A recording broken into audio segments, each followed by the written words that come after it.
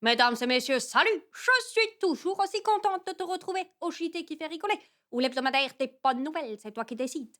Et pour la première bonne nouvelle du jour, je t'emmène tout de suite à Lyon. Là, il y a Nicolas Talus, il a eu une super idée. Il a créé la SPA pour les plantes, qu'il a appelée de manière très originale la Société protectrice des végétaux, la SPV. Donc l'idée, c'est de récupérer déjà les plantes des grossistes, ceux qu'ils allaient jeter parce qu'ils ne sont pas vendus, et puis les particuliers. Tu sais, la 10e plante qui est en train de décéder sur le coin de ta fenêtre parce que tu n'as pas la main verte, avant qu'elle décède complètement, tu l'amènes à Nicolas, il la réanime. Hein? En plus de ça, il propose des ateliers, il propose des livres de conseils, il te donne des conseils, il fait du gardiennage pour les vacances, il fait même des visites à domicile pour voir comment tu t'en occupes et te donner des conseils. Merci la SPV, j'ai envie de dire. Bravo Nicolas. Ensuite, je te parle des chasseurs. Alors, normalement, la chasse sur les cerfs et les daims, elle est fermée depuis le 1er février.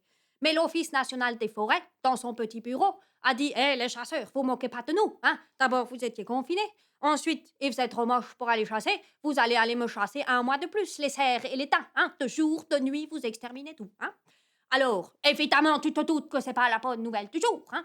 Parce que la bonne nouvelle du jour, elle vient de Gilles Casuc, président de la Fédération des chasseurs du Haut-Rhin. Il a dit « Hé, l'ONF, les animaux, ils ont eu un hiver aussi pourri que nous, hein? Faudrait les laisser se reposer un moment. En plus, vous nous avez pris pour des braconniers. Vous croyez qu'on chasse de nuit? On fait pas ça, nous. On est correct. Hein? Alors vous annulez ça tout de suite. Il est même passé devant le tribunal et ils lui ont donné raison. Ils étaient obligés d'annuler l'arrêté préfectoral.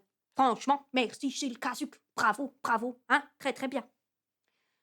Ensuite, je te parle d'un mini-robot pour se battre contre le cancer. Hein? Alors moi, je te dis, ça fait ambiance bus magique. Je sais pas si tu te souviens du bus magique quand on était petit. Tu sais, bienvenue dans le bus magique. Tu te souviens? Et donc là, l'idée, c'est de faire un tout petit robot qui va directement au contact des tumeurs du cerveau et de la moelle. Hein? Et là, directement sur la tumeur, il lâche la chimiothérapie.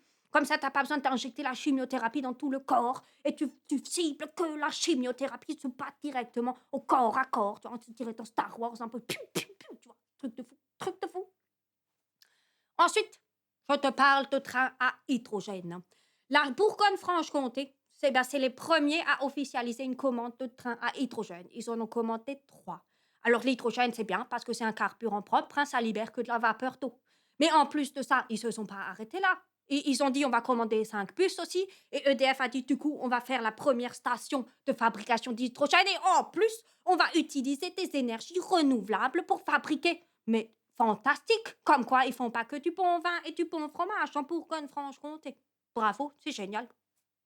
Et je termine par te parler de photos. Les photos de grand-père et de grand-mère qui reprennent vie. Hein? Alors on se croit dans Harry Potter. Moi j'adore ça. C'est le site MyHeritage. C'est un site de généalogie, donc tu peux retrouver tes parents, enfin tes parents, j'espère que voilà. Mais les grands-parents, les arrière-grands-parents, les arrière-petits-cousins, tu retrouves qui tu veux. Hein? Et donc là, ils se sont associés à l'intelligence artificielle type Nostalgia pour redonner vie aux photos.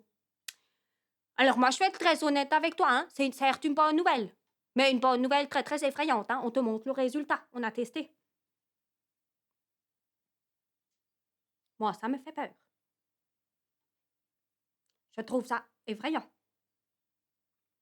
Et c'est sur cette bonne nouvelle effrayante que je te laisse. Je te souhaite donc une bonne soirée, une bonne semaine et je te dis à la semaine prochaine. Allez, salut!